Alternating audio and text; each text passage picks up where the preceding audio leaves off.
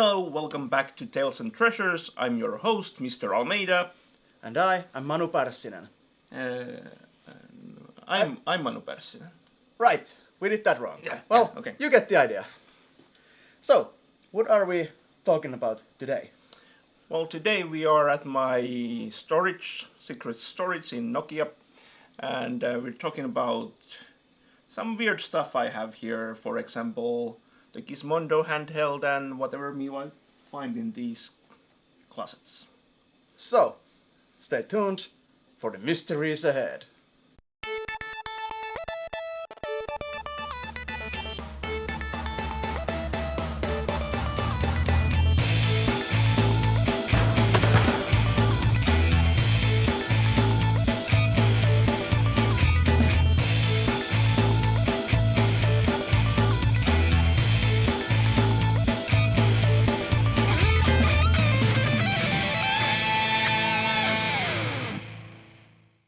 So indeed, we are here at the secret warehouse with Manu, and he has a lot of information about weird and obscure items, and our main objective is to learn more about Gizmondo. So let's start with that.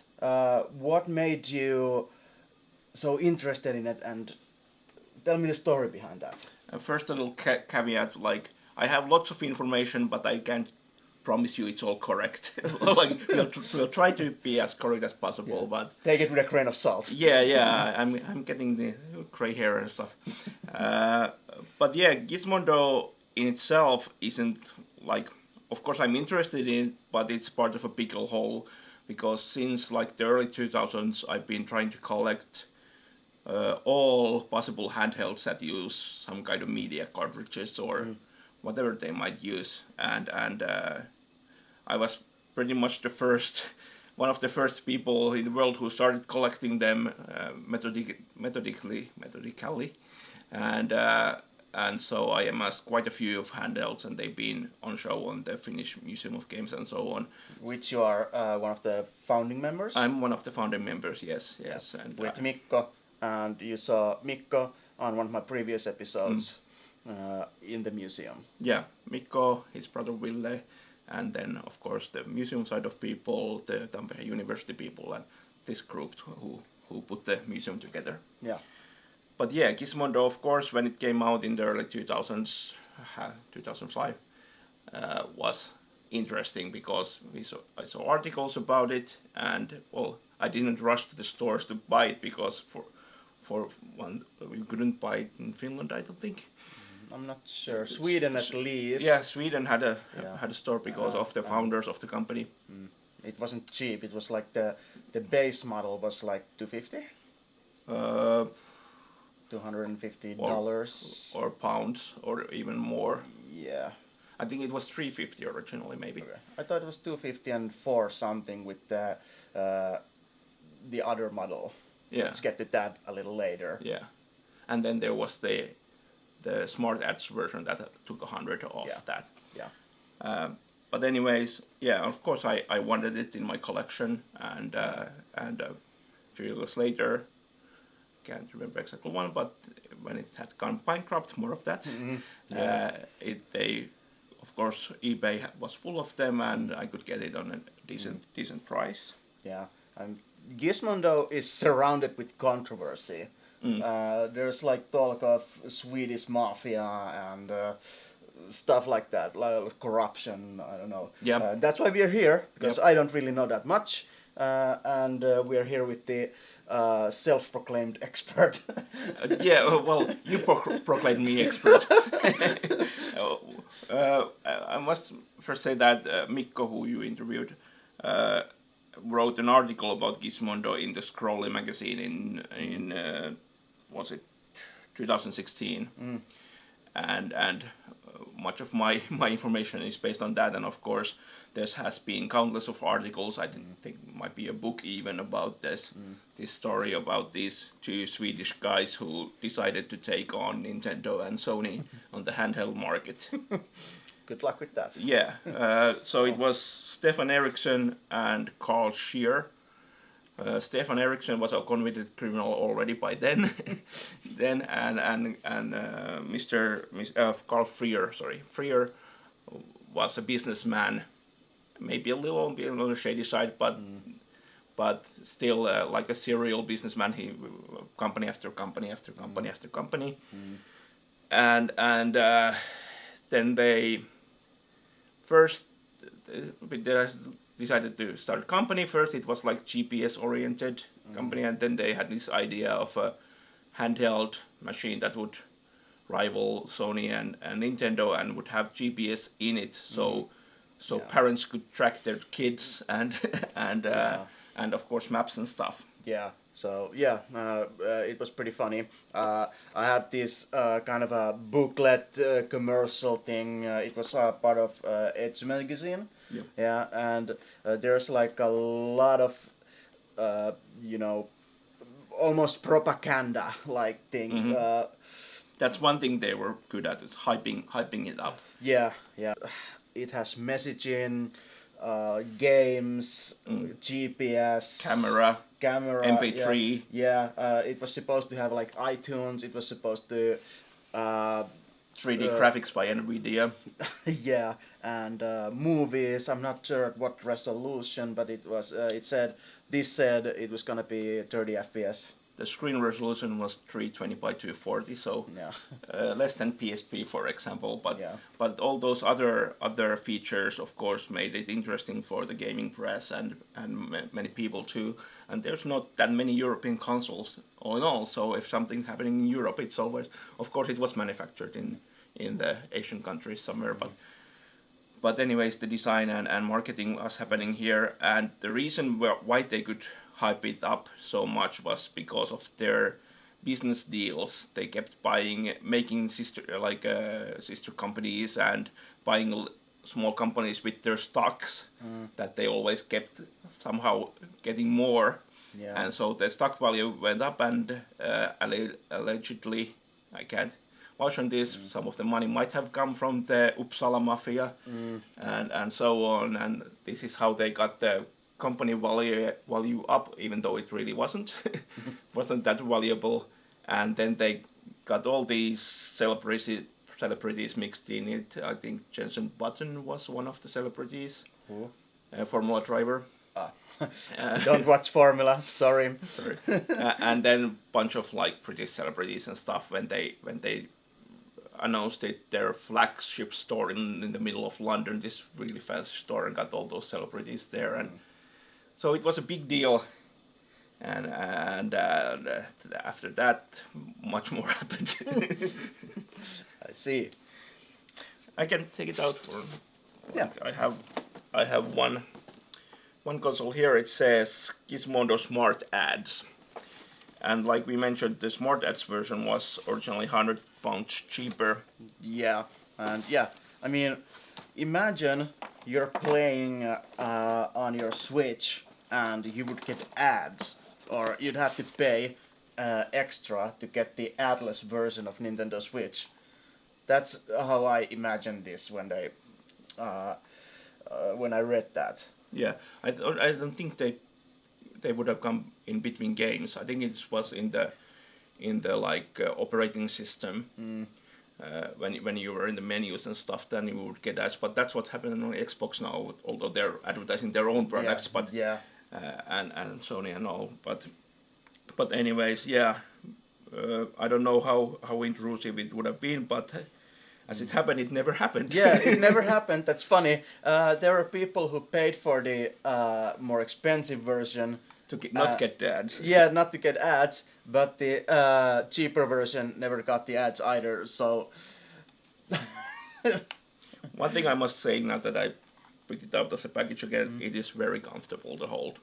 Really? This is like this rubbery surface, which they say will disintegrate and become slimy at one point. I have a very dry storage, so it works, and it feels just nice in the hands. Thank you. Yeah. It's also it's heftier on the left side. That's where is there a battery or what's in here? Yeah. So it's actually pretty comfortable. It's not all balanced, but very very nice to hold. Yeah. And and yeah, there was lots of features that the Nintendo and Sony didn't provide, and but of course, all in all, it got 14 games, and about 10 more was planned, and So 14 were yeah. actually released. Yeah, 14 Yeah. was released in Europe, only 8 in USA. And what's interesting that like a third of them were made by Finnish companies. And but like Mikko said in his article, it's not known if they actually got paid. Yeah, and the Finnish Fat Hammer was the only game publisher on Gizmondo besides Gizmondo itself. Yeah. But if we go back into the shady business,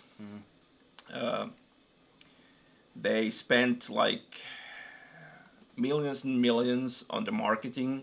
Well, tens of millions, maybe 100 million on the marketing to get all the celebrities in. They sponsored a car in the Le Mans 24-hour race.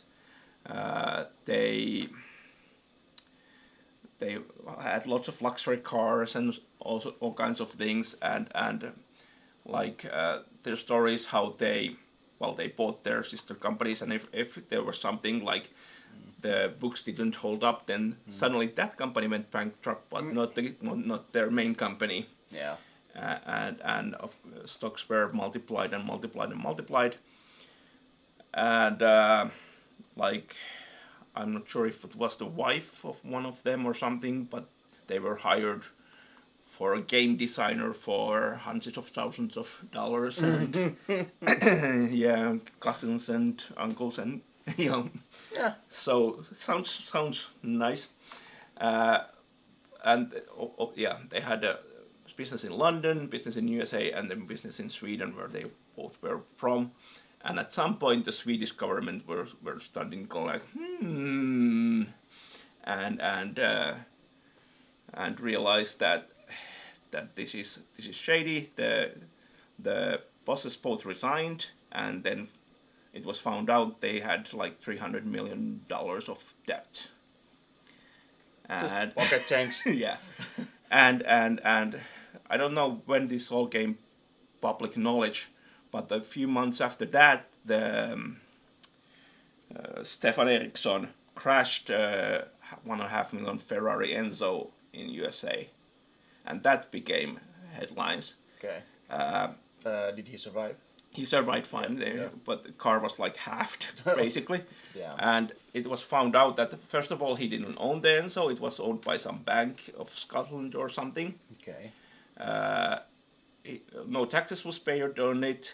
It was imported to USA illegally, and so on, and so on. And then, of course, he went to court. He claimed that the driver was he created this character called, was it Pablo or something, who didn't exist.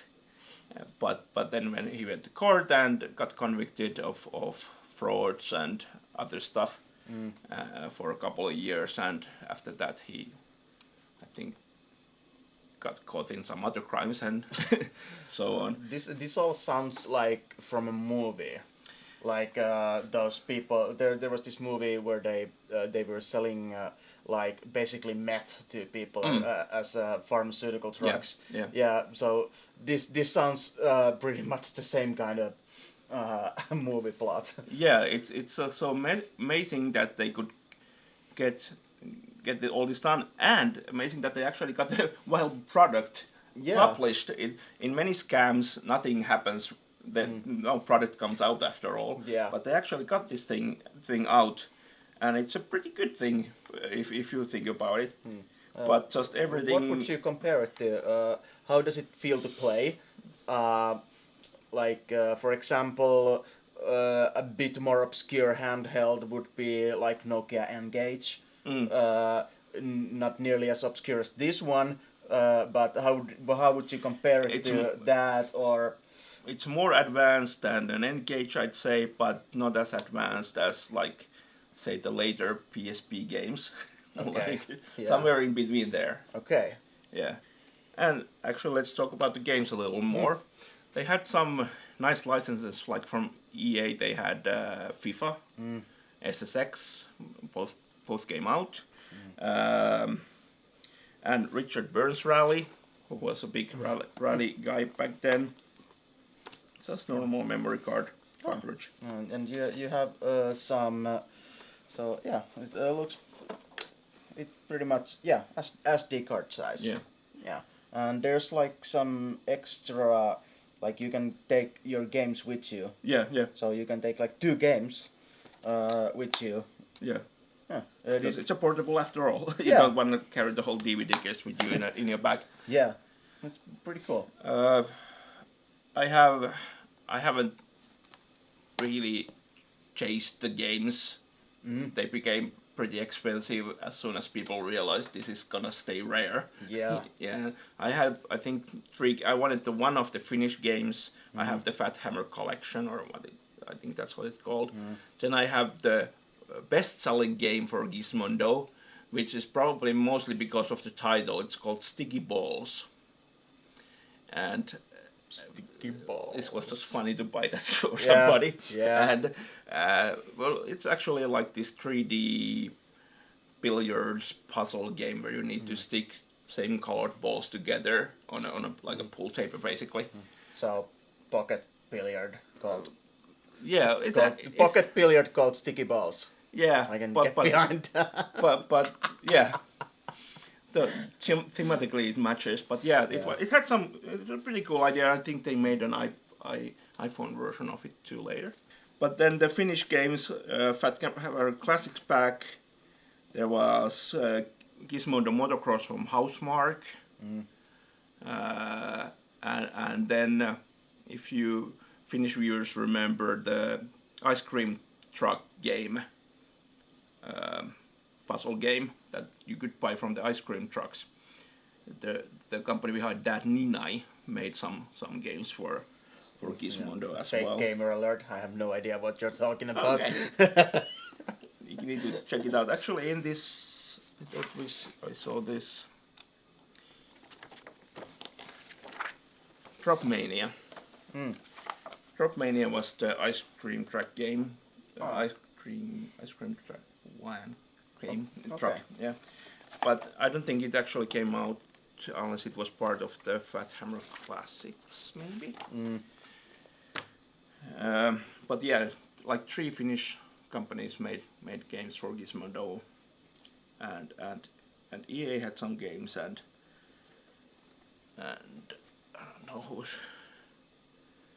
This says Gizmondo on it, but it doesn't say who actually made it. I can't remember. Was it Codemasters? It's here actually. I can check it from here. But anyways, they had some big companies. Richard Burns Rally, developer Warthog, and Warthog. publisher SCI.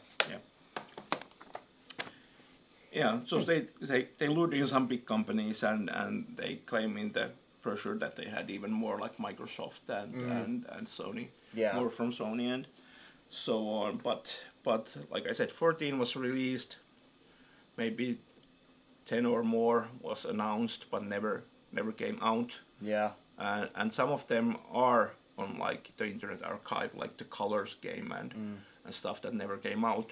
Yeah. But they can be found online. But yeah, that's the story in short. Then the Carl Freer never got convicted or anything. He still keeps doing businesses. He bought the rights for Gizmondo, and in around 2007 he said he would come out with a new one. Yeah. Of course that never happened, and the guy he was doing that business with got convicted and put to jail. So there's a pattern here. Yeah. I don't know if I would invest in any Carl Freer businesses, but like, probably not. Yeah. Yeah. And there was talk about other models as well, separate from the Smart Ad and Atlas versions. There, the leaflet talks about Gizmondo. I'm not sure what that is. It's what like towards businesses, more like applications and stuff. And then there is talk about a girlier version, like Yeah. One thing we hadn't mentioned yet that all in all it sold about 25,000 consoles, and it's said like at least the worst selling handheld or even first selling console of all time. Yeah. If you think of like big releases, bigger releases, and total flop of course, and because people started finding out the history behind the company, plus even before it was launched, there was talk about the widescreen version of the Gizmondo, and then some people just thought, I'll wait for that one. I have a PSP, it has widescreen. Well, I'll wait for the widescreen Gizmondo, and then Enzo crash, 300 million debt. Yeah. Maybe not. Well, seems like an interesting story. It is. It is one of the most interesting stories. It's not many game consoles you could say like this. Here's this cool console, but have you heard about the Mafia? Yeah. And it's interesting, especially interesting to me because part of the reasons why I started my channel was to learn more about gaming and its history, and this really falls under that category. Yeah, I'm trying to think if there was still something. It runs a version of Windows as the operating system. Legally? Yeah, same way that Dreamcast had a Windows C in it. Yeah. This has a Windows C in it, and that with that you were able to start the Windows Media Player and watch the movies, play the MP3s and stuff like that. But yeah, I think that's pretty much Gizmondo All right. wrapped up. Yeah, let's wrap this part up, but that's not all. We get to see some special stuff from these cabinets first, but before we get to that, this Gizmondo leaflet from Edge magazine, I don't think I'm the right owner for this. This one is yours. Oh. For your collection. Thank you. I already took photos of it, but this is better. Yeah. Thank you. Thank you. I'll put it with the console in the. All right. It'll stay in my collection, and it will never be sold forward. If anything, it'll end up in the museum. Yeah, that sounds good to me. Yep. I'm pretty sure it's the right address for that one. Thank you. Let's flip this around and see what else you got. Okay, so you have a bonus item for us to check out. What is that bonus item? The bonus item is a Nintendo console that many might not know about. I've seen many of YouTube videos where they say, I bought every Nintendo console ever, and they didn't buy this one. Yeah, I have seen this one, not live, this is the first time I've seen this live, but I have seen this on Chase After the Right Price. Yes. Yeah. We watch the same YouTube channel. Yeah, we do. We were earlier talking about Pixel Game Squad and now this one. What about Metal Jesus Rocks? Yeah. Phoenix Resale? Yeah. Rick Rector store. And Yeah. Retro Rick, he's awesome. Yeah. So, this is Nintendo IQ player, or actually the company is IQ, but it is official Nintendo product. Yeah. Because they work together in China, like you might guess from these texts. So, what's the quality of this? It has the Nintendo seal of quality, but in this case, what does that actually mean? It's a Nintendo 64. It is a Nintendo 64. Okay. but it's not. It's just one game. No. You have many games. I can't remember many, but dozens of games. The main difference is Dr. Mario. That game comes with it always. The main difference is that this is the whole console. Okay. So it's like a plug and play? It's basically a plug and play. It's as the Nintendo 64 compressed into one chip. And it's not completely compatible with Nintendo 64 because there's no rumble. We can put a rumble back on this one. Plus everything's translated into Chinese. Okay.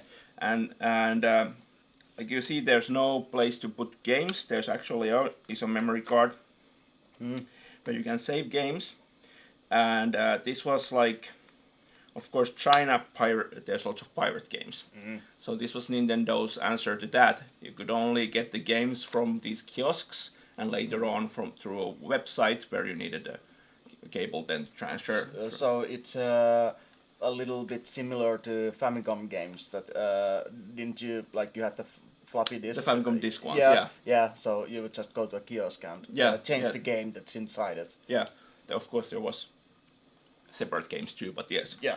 The same kind of system.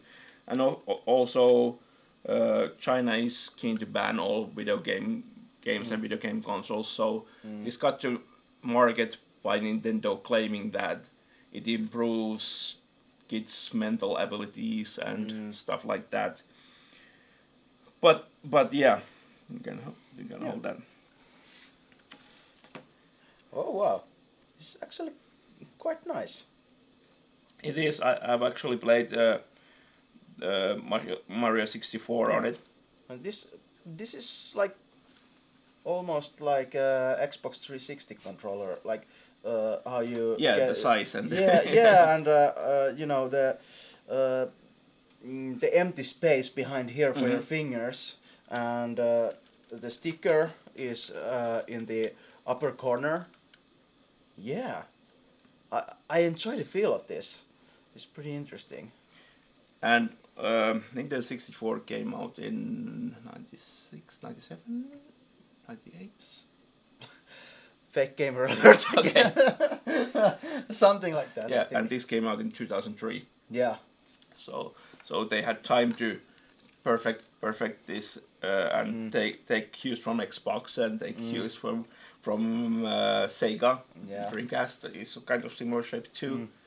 And so on. And I think there was also some bug fixes in the games. Okay. And I think like some speedrunners prefer in certain games they prefer the IQ version because the texts go faster or something. Okay. And stuff like that.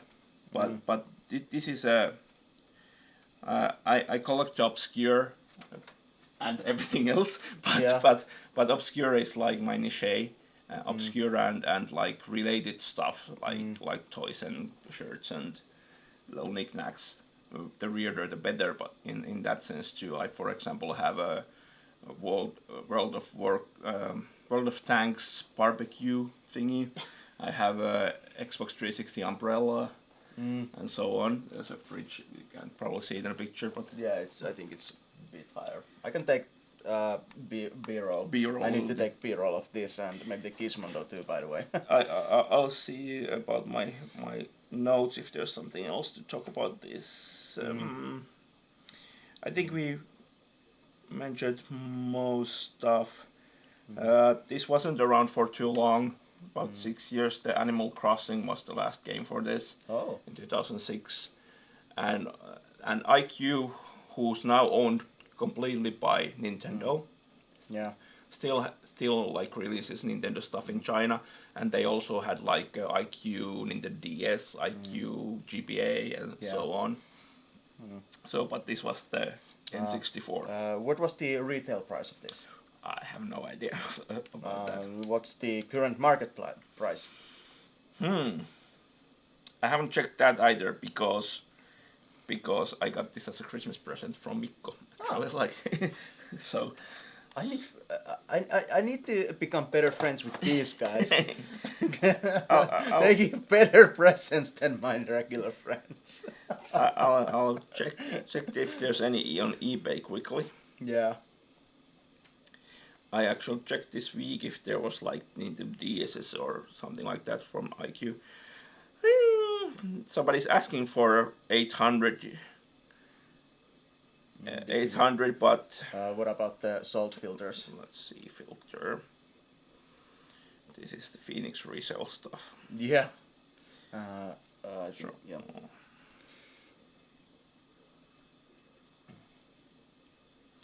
Last sold between 400 and 900. Yeah. About 500 maybe. So thank you, Mikko. It wasn't that expensive back then when we got probably. Yeah. But this is in really good shape. Yeah. Us Finns, we aren't really that much of eBay people, I don't think. So, I don't know, I feel I see them every now and then on the Facebook groups or Hoot or something, but not often. Yeah, I mean, that's just a feeling I've gotten from Finnish retro groups and Finns in general, that we don't like eBay. Yeah. We don't really like to use that. Not anymore. Say 15, 20 years ago it was great. Yeah. Now if you buy anything, they slap €100 shipping price on top, because that's how the sellers actually make their money. Yeah. And eBay takes a cut, and so on. PayPal takes a cut, and so the prices aren't usually that great. Well, on the subject of condition, anyways, I have quite a few things mint. But I mean, not so many. Yeah. Like if I see a console that I don't have, I don't care if it's broken. Yeah. I want it in my collection, and maybe sometimes I can get somebody else to fix it. Yeah. Or I can upgrade it into a better one. Yeah. But I just like It's especially preserving history. yeah, preserving history, and one of our not businesses but endeavors is also the Retro Rewind magazine that comes with Scorley magazine, and I have my own corner of obscure consoles in that, and the rule is if I don't have it, I can't write about it. Okay. And that's both a curse and a blessing, because if I see something on eBay or somewhere, like I haven't written about that, like yeah. But luckily, I have still some backlog to do. There's a little bit. Yeah. Yeah. Thank you so much for showing us these awesome things. Like, I actually previously thought that Gizmondo never even came out at all.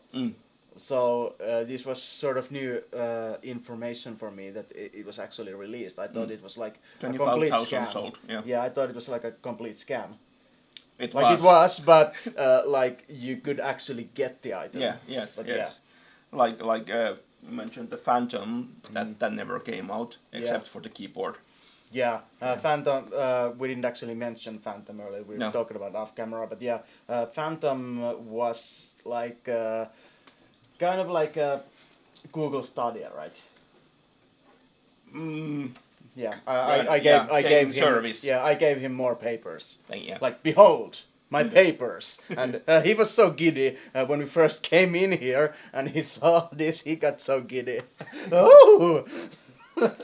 Yeah. I don't own a Phantom. I own a Phantom shirt that says "It's coming" on the front. I used to have a shirt that actually came from the same place that all of that, but I actually sold it because it didn't fit me. So I thought, I had waiting for Nintendo Ultra. I have a couple of those there. Yeah. One opened, one sealed. Yeah. Do you think they have a dry rot? Some of them have actually. The unworn ones have actually stayed pretty good. Yeah. Here. This is a very, very dry and dust-free. But yeah. Well, maybe one day I'll get to see the shirts and I might buy some from you. I'm still looking for some Battlefield 3 and Battlefield 4 shirts. If I have any... and Fallout is like... If there's any Fallout items, I'm like... I love Fallout. I have a Fallout shirts, couple, but I think I'm keeping those. Yeah, you son of a Battlefield I might consider. Yeah. But yeah, I was already wrapping up, but then we got sidetracked by your amazing stuff. So yeah, thank you so much for showing us this and for your time. No problem. You have your own YouTube channel.